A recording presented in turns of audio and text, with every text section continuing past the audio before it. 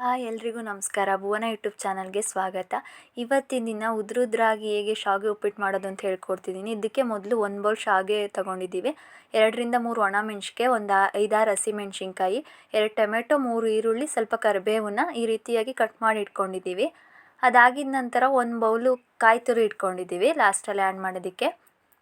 ಮೊದಲಿಗೆ 2 spoon oil ಹಾಕ್ಕೊಂಡು ಶಾವಿಗೆನ fry ಮಾಡ್ಕೋಬೇಕು. ಈ ರೀತಿ ಫ್ರೈ ಮೊದಲೇ ನಾನ್ ಸ್ಟಿಕ್ಕೇ ಆದರೂ ಸರಿನೇ ಫ್ರೈ ಮಾಡ್ಕೊಳ್ಳೋದ್ರಿಂದ ಅದು ಉದ್ರಾಗಿ ಬರುತ್ತೆ.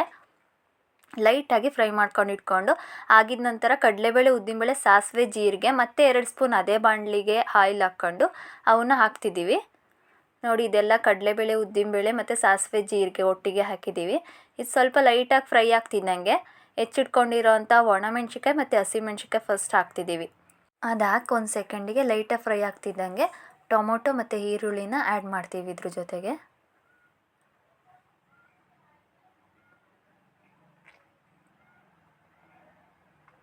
ಇದನ್ನೆಲ್ಲ ನೀಟಾಗಿ ಫ್ರೈ ಮಾಡ್ಕೋಬೇಕು. ಯಾವುದೇ ತಿಂಡಿಗಾದರೂ ಅಷ್ಟೇ, ಎಷ್ಟು ಚೆನ್ನಾಗಿ ಫ್ರೈ ಆಗುತ್ತೆ ಅಷ್ಟೇ ಚೆನ್ನಾಗಿ ಟೇಸ್ಟ್ ಬರುತ್ತೆ.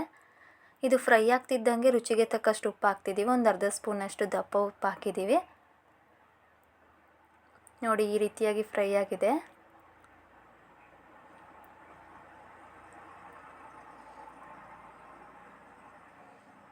ಆಮೇಲಿಂದ 1 ಬೌಲಷ್ಟು ನೀರು ತೊಗೊಂಡಿದ್ದೀವಿ. 1 ಬೌಲ್ ಶಾವಿಗೆಗೆ 1 ಬೌಲ್ ನೀರೇ ತೊಗೊಂಡಿದ್ದೀವಿ.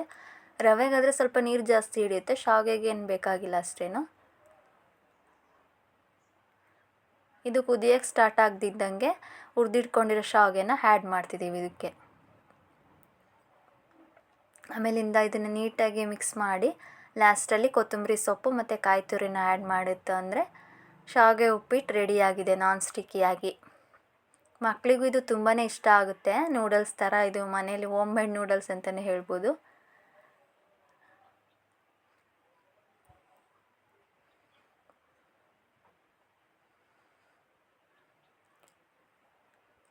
ಇವಾಗ ರೆಡಿ ಟು ಸರ್ವ್ ಶಾವಿಗೆ ಉಪ್ಪಿಟ್ಟು.